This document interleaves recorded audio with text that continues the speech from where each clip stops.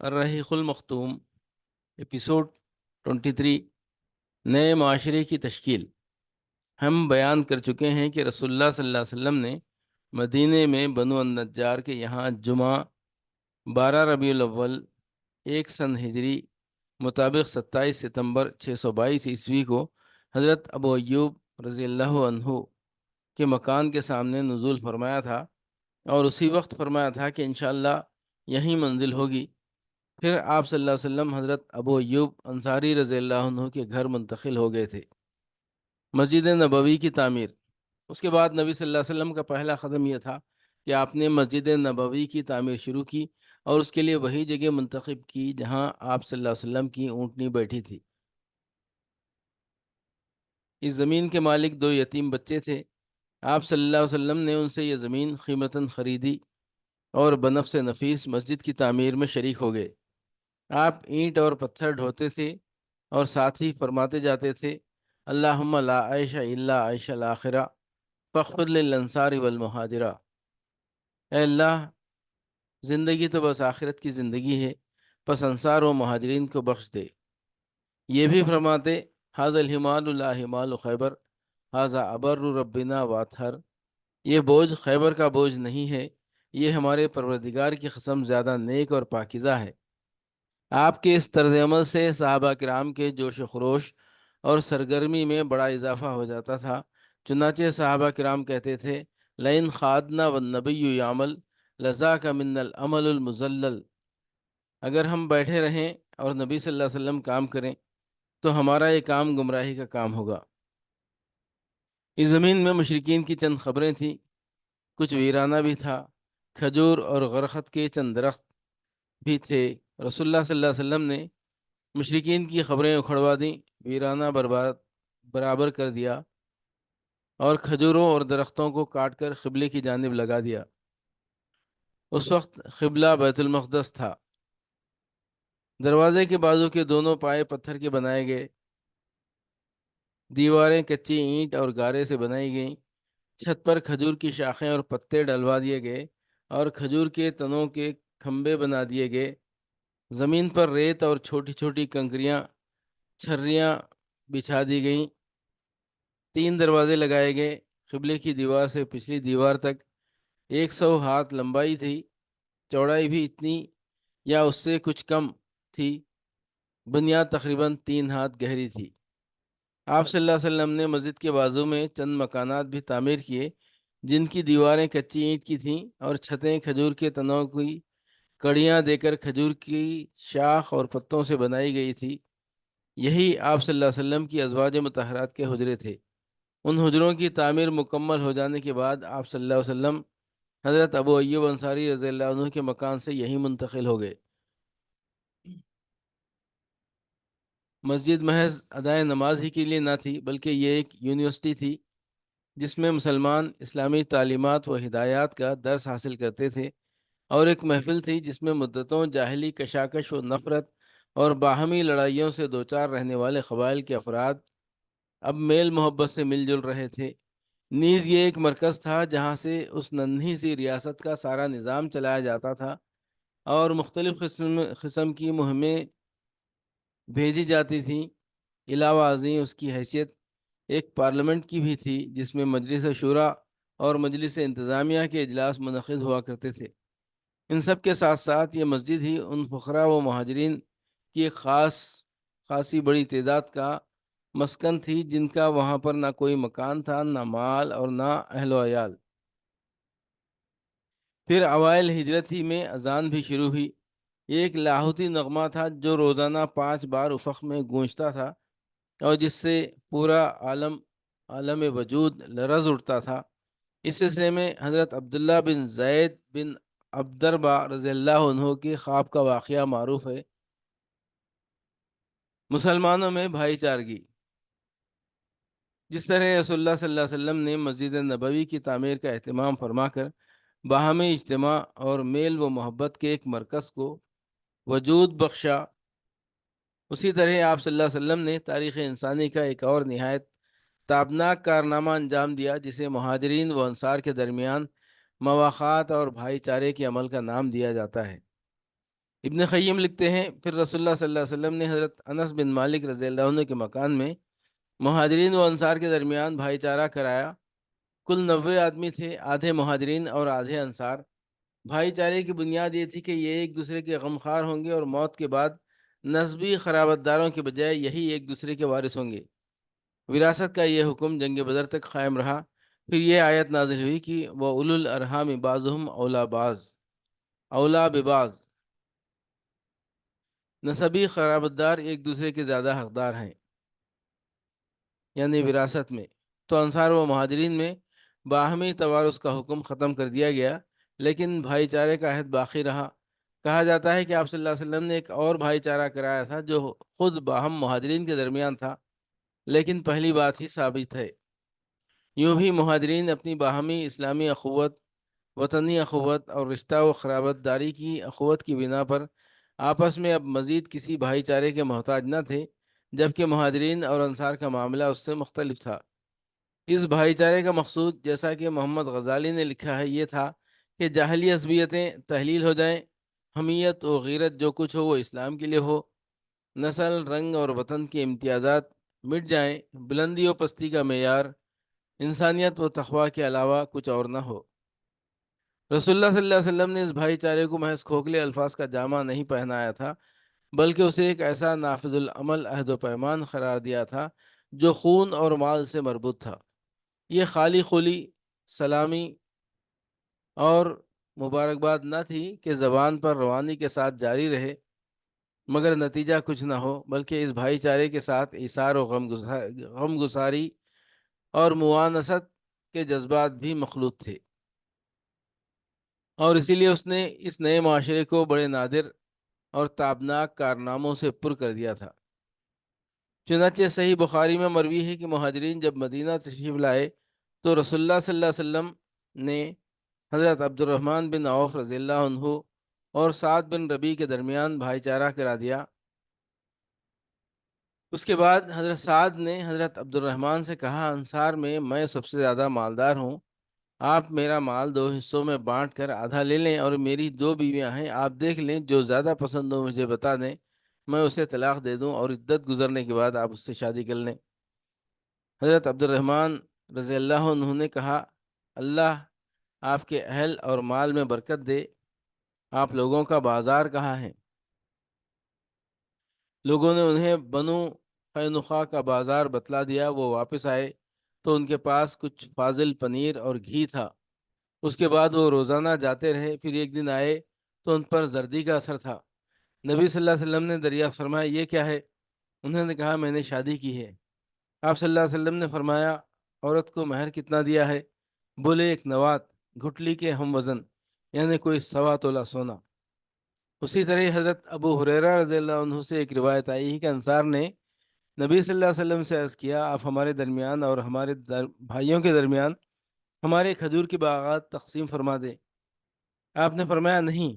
انصار نے کہا، تب آپ لوگ یعنی مہاجرین ہمارا کام کر دیا کریں اور ہم پھل میں آپ لوگوں کو شریک رکھیں گے۔ انہوں نے کہا، ٹھیک ہے، ہم نے بات سنی اور مانی۔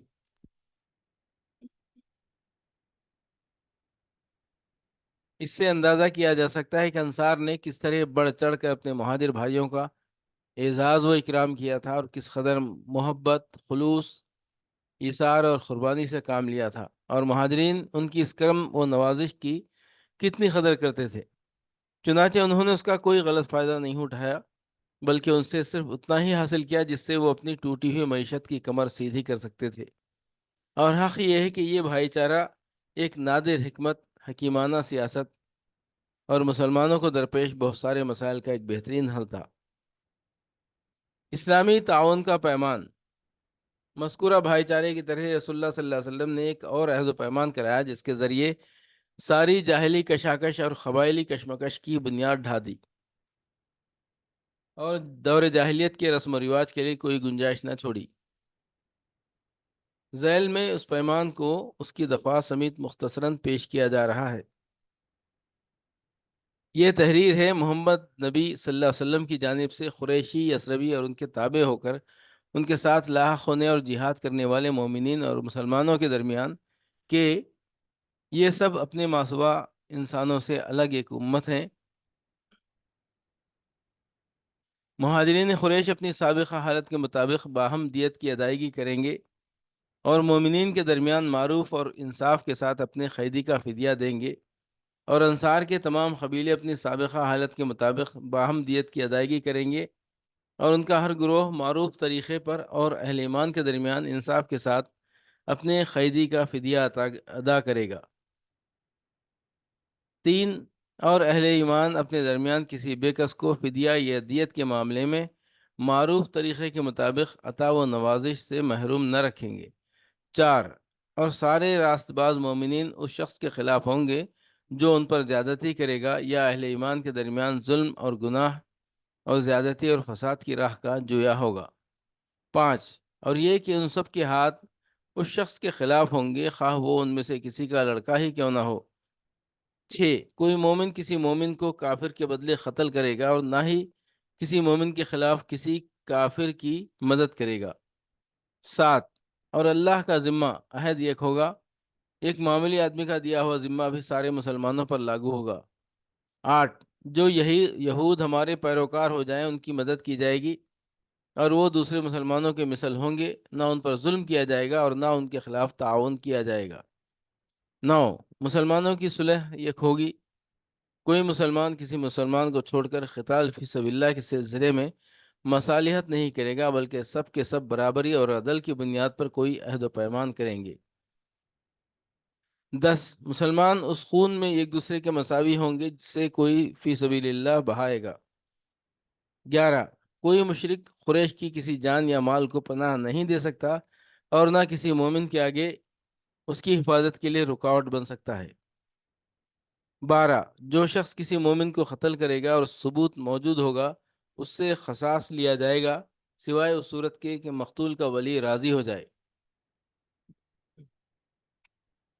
13، اور یہ کہ سارے مومنین اس کے خلاف ہوں گے، ان کے لیے اس کے سوا کوئی حلال نہ ہوگا کہ اس کے خلاف اٹھ کھڑے ہوں۔ 14، کسی مومن کے لیے حلال نہ ہوگا کہ کسی ہنگامہ برپا کرنے والے یا بدعتی کی مدد کرے اور اسے پناہ دے، اور جو اس کی مدد کرے گا یا اسے پناہ دے گا اس پر قیامت کے دن اللہ کی لعنت اور اس کا غضب ہوگا، اور اس کا فضل و نفل کچھ بھی اور اس کا فرض و نفل کچھ بھی قبول نہ کیا جائے گا۔ 15، تمہارے درمیان جو بھی اختلاف رونما ہوگا اسے اللہ عز و جل اور محمد صلی اللہ علیہ وسلم کی طرف پلٹایا جائے گا۔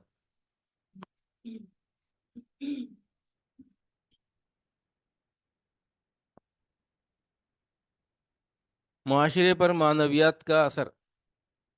اس حکمت بالغہ اور اس دور اندیشی سے رسول اللہ صلی اللہ علیہ وسلم نے ایک نئے معاشرے کی بنیادیں استوار کیں، لیکن معاشرے کا ظاہری رخ در حقیقت ان معنوی کمالات کا پرتو تھا جس سے نبی صلی اللہ علیہ وسلم کی صحبت و ہم نشینی کی بدولت یہ بزرگ ہستیاں بہرور ہو چکی تھیں۔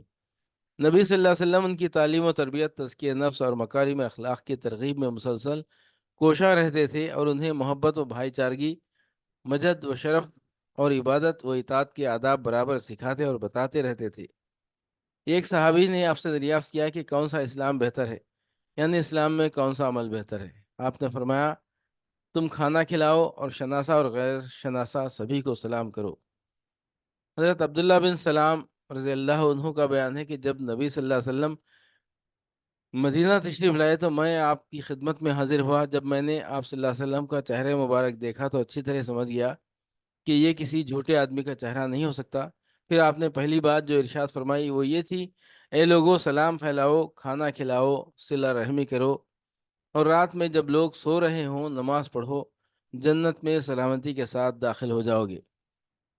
آپ صلی اللہ علیہ وسلم فرماتے تھے، وہ شخص جنت میں داخل نہ ہوگا جس کا پڑوسی اس کی شرارتوں اور تباہ کاریوں سے مامون و محفوظ نہ رہے، اور فرماتے تھے، مسلمان وہ ہے جس کی زبان اور ہاتھ سے مسلمان محفوظ رہیں، اور فرماتے تھے، تم میں سے کوئی شخص مومن نہیں ہو سکتا یہاں تک کہ اپنے بھائی کے لیے وہی چیز پسند کرے جو خود اپنے لیے پسند کرتا ہے، اور فرماتے تھے، سارے مومنین ایک آدمی کی طرح ہیں کہ اگر اس کی آنکھ میں تکلیف ہو تو سارے جسم کو تکلیف محسوس ہوتی ہے، اور اگر سر میں تکلیف ہو تو سارے جسم کو تکلیف محسوس ہوتی ہے، اور فرماتے، مومن مومن کے لیے عمارت کی طرح ہے جس کا بعض کو قوت پہنچاتا ہے۔ اور فرماتے آپس میں بغض نہ رکھو، باہم حسد نہ کرو، ایک دوسرے سے پیٹ نہ پھیرو، اور اللہ کے بندے اور بھائی بھائی بن کر رہو۔ کسی مسلمان کے لیے حلال نہیں کہ اپنے بھائی کو 3 دن سے اوپر چھوڑے رہے۔ اور فرماتے ہیں مسلمان مسلمان کا بھائی ہے، نہ اس پر ظلم کرے اور نہ اسے دشمن کے حوالے کرے، اور جو شخص اپنے بھائی کی حاجت براری میں کوشاں ہوگا اللہ اس کی حاجت براری میں ہوگا۔